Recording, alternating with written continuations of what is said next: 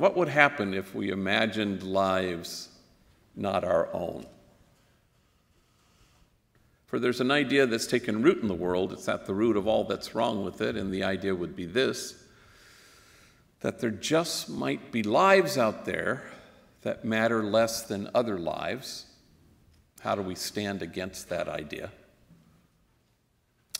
So Homeboy Industries was born during the time I was pastor of the poorest parish in the city of Los Angeles, Dolores Mission, nestled in the middle of two public housing projects, Pico Gardens and Aliso Village. At the time, together they comprised the largest grouping of public housing west of Mississippi. We had 8 gangs at war with each other, making it, according to the LAPD, the place of the highest concentration of gang activity in all of Los Angeles.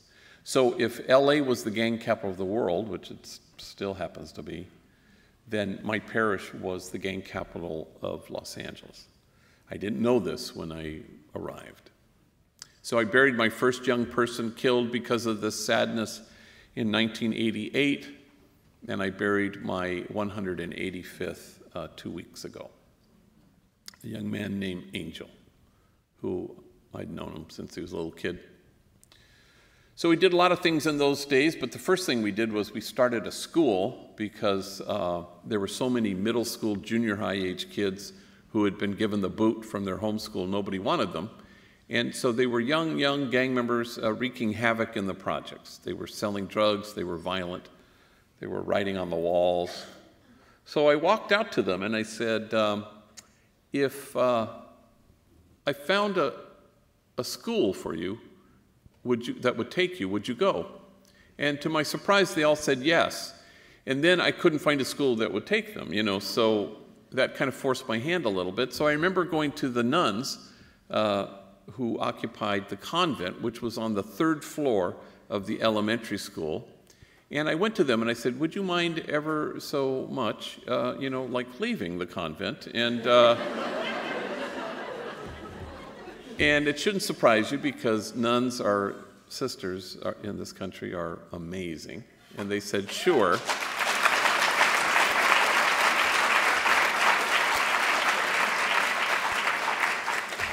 So we found them a house, and we started a school for gang members, and that brought gang members in large numbers to Dolores Mission. And that kind of was a challenge, because it was upset the apple cart a little bit, because aren't churches supposed to be hermetically sealed? Good people in, bad people out. And so that was a good challenge, actually. And then the homie said, if only we had jobs. And so myself and the women in the parish, we marched all around the factories that surrounded the housing projects, trying to find felony-friendly employers, and that wasn't so forthcoming. So we couldn't wait any longer, and then shortly after the unrest in Los Angeles in 1992, I asked a movie producer if he would buy this old abandoned bakery across the street from the church. It was an 80-year-old building, and he thought it was a good idea, so he did. He bought it. We called it Homeboy Bakery, and we had enemies, rivals, work side by side baking bread. A month later, we started Homeboy Tortillas in the Grand Central Market in downtown LA, kind of a historic area. Once we had plural, we came up with the highfalutin Homeboy Industries, as if there was any industry involved in this venture, you know. And not everything worked, and I will be the very first person to admit it. Homeboy Plumbing was really not a huge success. Who knew? People didn't want gang members in their homes. I did not see that coming. And now we didn't intend to become this. Nobody intends to become this, but we evolved and backed our way into becoming the largest gang intervention, rehab, and reentry program in the country. You don't set out to do that, and you probably don't want to become that, but that it happened.